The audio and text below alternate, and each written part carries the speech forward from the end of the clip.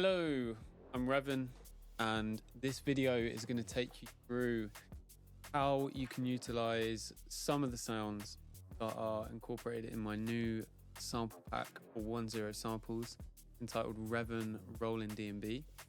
I'm going to be talking you through how you can use samplers to create a more unique version of the existing samples, how you can hide some of these samples, make them not as obvious to use in your own tracks, and then how they can be implemented into an existing idea. I'm going to be running through one idea for a more musical, melodic focused sound, and one idea for bass.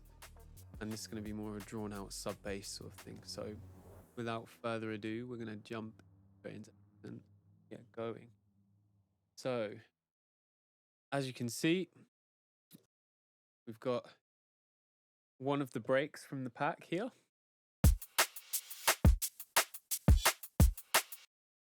Pretty standard, kind of minimal two-step beat. And we're going to start with a more melodic sound to start with. So a lot of the sounds that I have incorporated in this, especially the bass sounds and the more musical focus sounds, are done in a way where they focus on a consistent pitch. And the reason I've done that is when I like to work with this sort of sound sample pack, or if I'm drawing to find a sample, I'm looking for something with a consistent pitch. So I can re-put it in a sampler, I can loop that sample, I can play it in different keys, I can make it my own, I can make my own melody out of it, etc., etc. Now, I'll go through a few examples. So let's get this sample here, and it's in G. I'm going to change the root note, and then we should start playing exactly what a sampler does and what you think it would do. First things first, we're going to change the envelope shape slightly. A lot of release time. The reason for that is because I'm going to be playing, multiple notes overlapping each other in some cases. I want those tails. And when we start reprocessing stuff down the line, these tails will then start adding in different crossover harmonics, etc. So first things first, I'm going to take this sound and I'm going to come up with some kind of melody that could potentially fit an idea, or could start an idea, or get a mood down for the initial parts of a song. So I'm just going to start experimenting with some stuff here.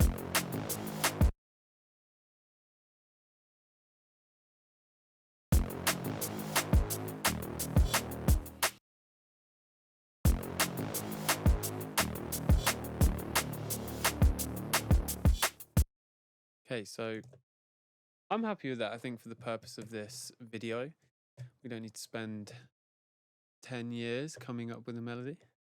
So I'm going to loop that.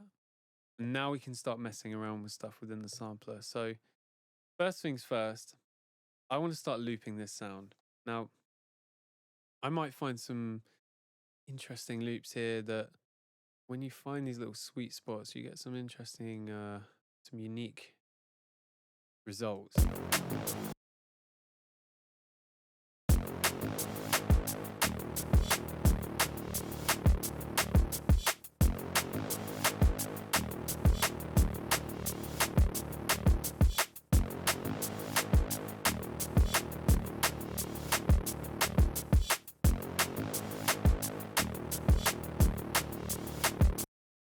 Now, I like the movement on this. I think this is kind of cool. So we're going to carry on with this version above. I like the movement on this, especially when it starts looping. You get this kind of weird pulsing.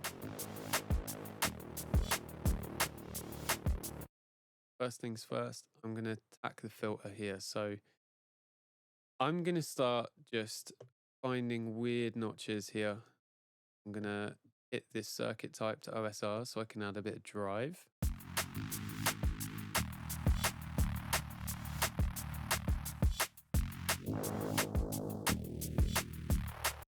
And I might start messing with the filter envelope.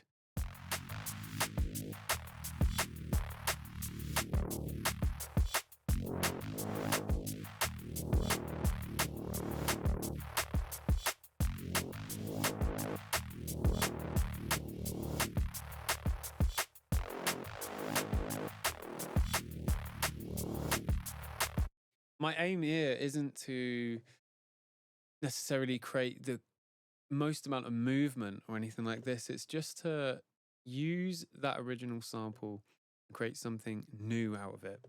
So that when I then line this original sample up to this, the listener isn't going to be able to detect where this is from. And this is what I mean by like hiding samples. And I think it's crucial when you're sampling music, whatever it's from, if it is from a drum break, if it is from a TV show, if it's a score from a movie, if it's something taken from a sample pack, especially because this stuff is available to everyone. And as well as I think it's good to have these as ready to use sounds, making them your own is this real skill in this. So this is why I'm kind of going through these techniques. Now, fortunately with Ableton, it's really powerful for the grouping function. So I'm going to start creating a couple of chains here. And I've got 2 chains. I'm going to keep one chain fairly dry. But this other chain I'm going to create is going to be just a bit of a weird like textured chain. So I'm going to keep this bandpass like so.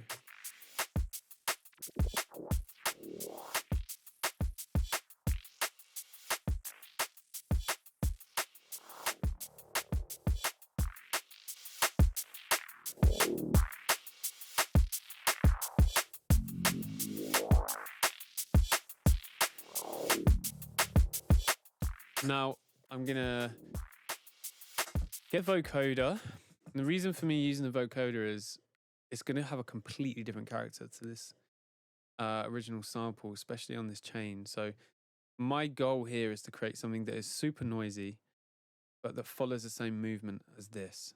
And we might start moving this around.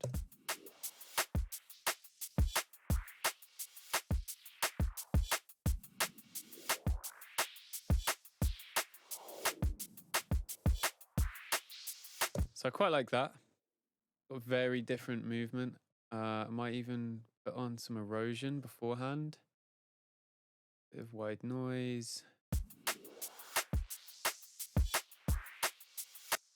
Get a reverb. I want quite a big reverb on this, so I'm gonna go just something like large chamber.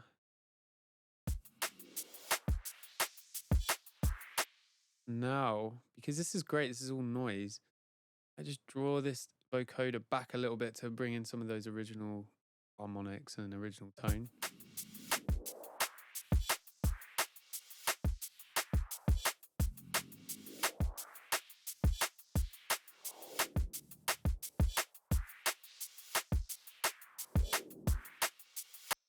Now, didn't want the cabinet. You do something like the amp. Try and really bring some more character, distinctive sort of distortion and grit.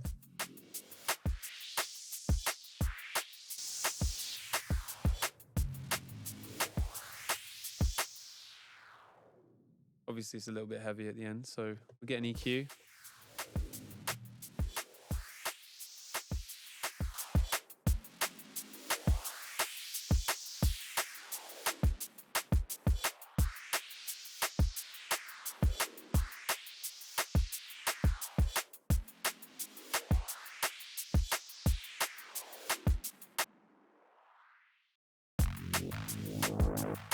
Now we've got this sound to start with, but we've got this other layer here. Might even do, you know, some extra compression or something just to help bring it all together.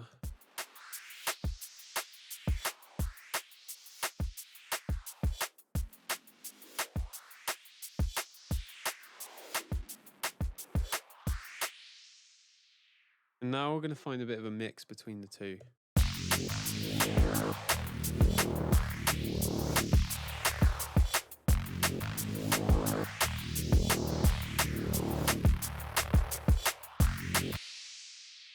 I really like this top end now, but I'm thinking I want some more movement in the main chain.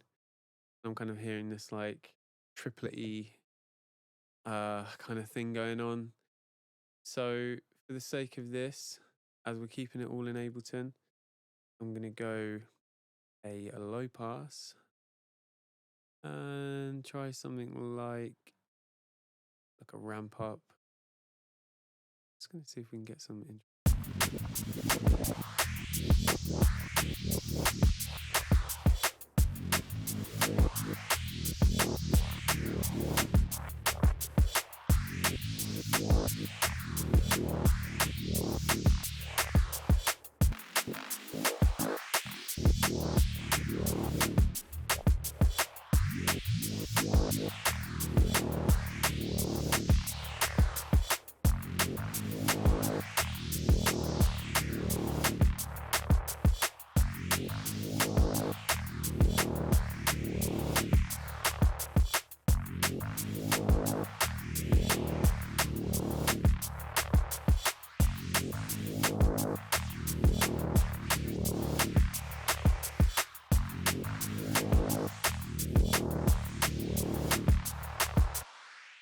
This is okay. I'm kind of happy with this to an extent. But I think we can do a little bit more with the end result. So just to kind of tie it all in, I'm going to take a little bit low end out.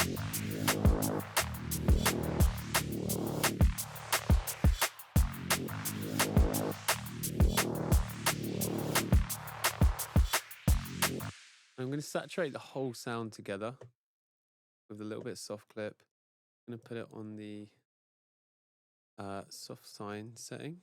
I'm not going to add any drive. This is just to kind of gel and I guess just create a bit more of a uniformed sound at the end, this like glue.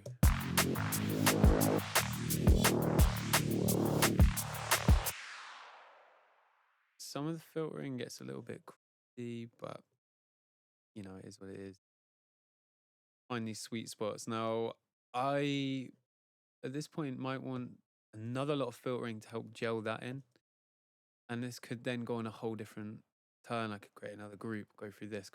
But all these micro bits of modulation I'm doing, and these little bits of gelling and this kind of grouped EQing techniques, they're all going to help uniform the sound together. And again, I might take this, I want a different shape. I go for a slower rate.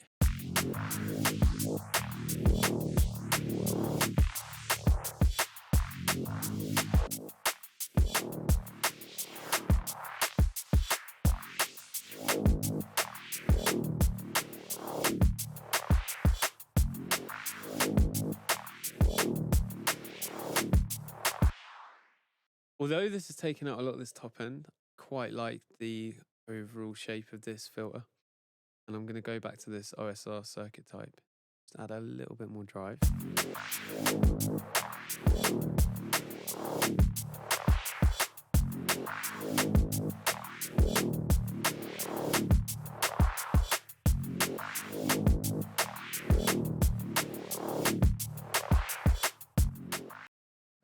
The nice thing about this is that once we've got this processing kind of complete and we're semi-happy with it, you can find yourself, and I do this quite a lot, I found myself going back to the MIDI and actually just messing with the octaves.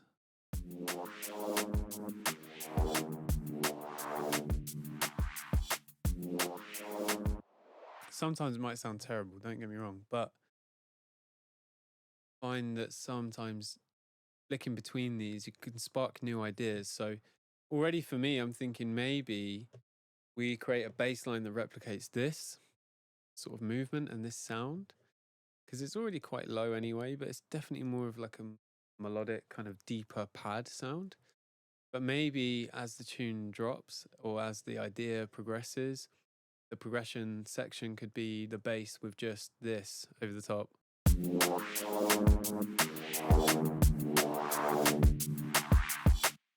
You know, we can kind of demonstrate that really quickly with this pack.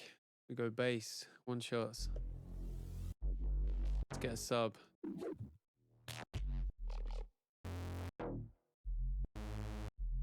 we go. We've got a sub. I'm going to put it in F. I'm going to repeat the process we've just done. A little bit more attack. One voice now because we're working with a sub. Maybe we put the glide on now. And let's just see what it sounds like. It's probably in the wrong octave. Here we go.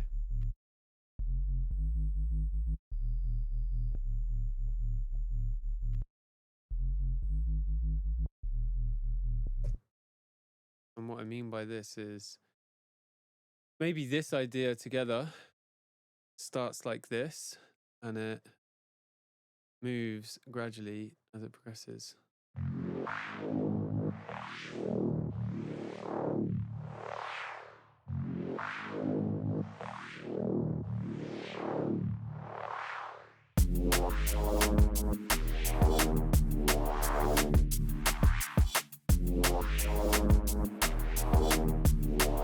And we can start messing with the octaves again.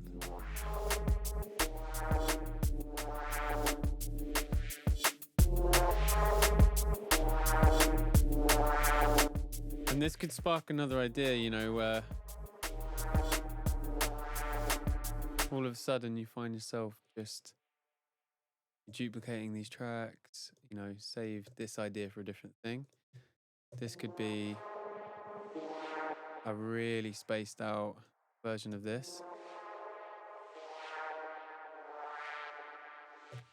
But with the sub on its own.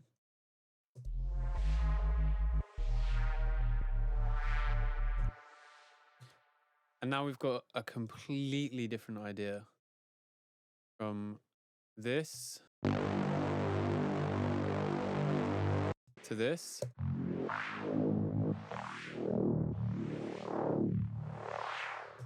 To this. And then when you match the sub with it. And again, all together.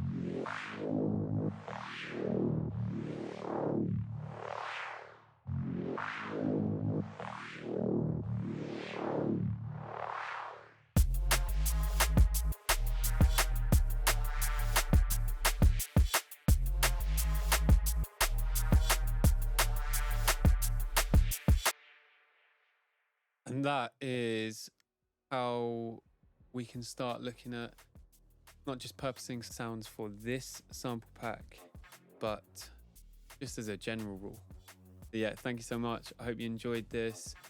Plenty more in store. If you want more tuition or one-to-one stuff, please hit up Heights Sonics. I do personal tuition, I do mastering work and so on.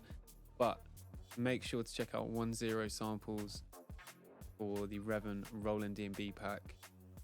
And this is just scratching the surface with what's there. So I hope you enjoy. I hope you dive into the pack, make the sounds your own and utilize them and have some fun. So yeah, thank you very much. Cheers.